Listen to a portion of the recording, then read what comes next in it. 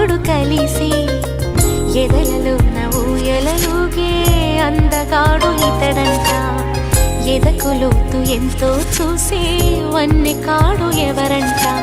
అయినా నేను మారాలే, అందంగా బదులిస్తాలే, సుఖమయ్యద విరబోస్తున్నా పులకింతే తెలిసిందా. ఒక్క చూపు తనివే తీరదు, అది ఏ విచిత్రమో. నా ప్రియ మిత్రుడు ప్రియుడే అయితే ఇది ఏం చరిత్రమో. ఒక్క చూపు తనివే తీరదు, అది ఏం విచిత్రమో. నా ప్రియ మిత్రుడు ప్రియుడే అయితే ఇది ఏం చరిత్రమో. మన్మథుడే నా